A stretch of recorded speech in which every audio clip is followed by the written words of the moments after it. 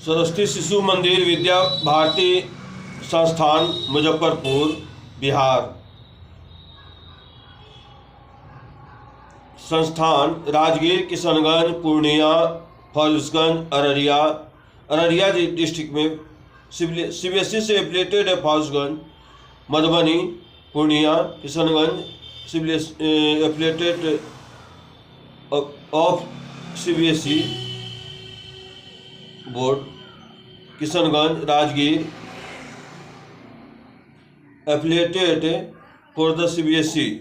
शिशु मंदिर संस्थान सरस्वती विद्या मंदिर।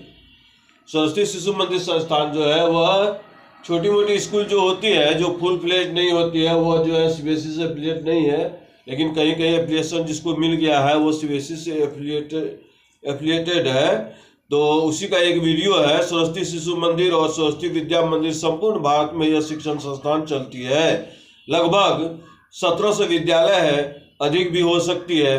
भारतीय संस्थान, भारतीय सभ्यता संस्कृति पर आधारित यह संस्थान संपूर्ण भारत में प्रसिद्ध है। भारतीय सभ्यता संस्कृति पर आधारित यह संस्थान संपूर्ण भारत में प्रसिद्ध है।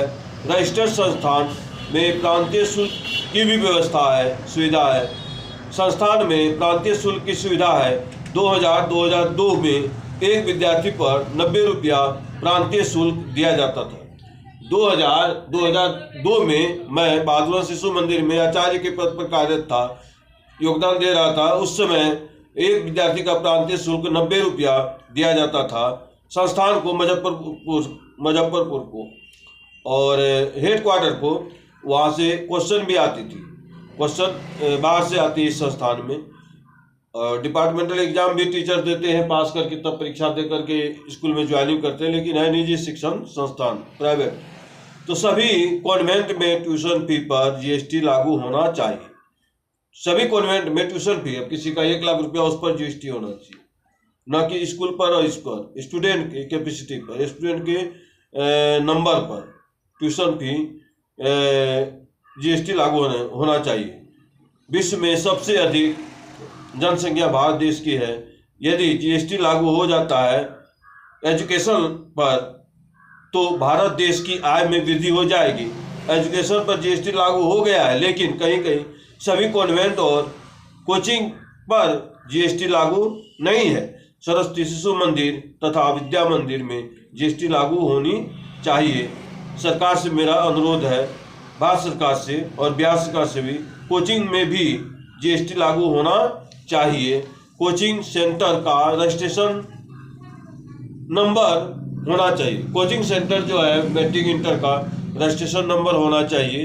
रजिस्ट्रेशन नंबर होने से स्टूडेंट और टीचर का लाइफ सेफ हो जाता है, फुल फ्लेज होता, प्रशासन की व्यवस्था हो जाती है। ऐसे भी होती है, लेकिन उतना सीरियस नहीं लिया जाता है। दंगा फसाद, मारपीट टीचर को लग जाता है। स्टूडेंट के साथ भी प्रताड़ना का आरोप लगाया जाता है।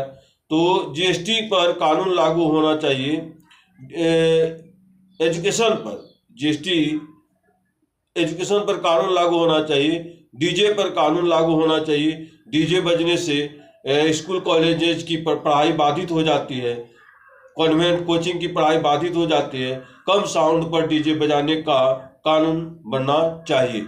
युवा पीढ़ी, छात्र और छात्रा का धड़कन तेज हो जाता है। डीजे बजने से हार्ट अटैक का भी संभावना हो सकता है, और पढ़ाई लिखाई छोड़ करके डीजे में मग्न हो जाता है विद्यार्थी। इसीलिए डीजे पर कानून बनना चाहिए। डीजे कम साउंड में बजने की प्रथा होनी चाहिए। धन्यवाद। सत्येंद्र प्रसाद सिंह, अररिया। धन्यवाद।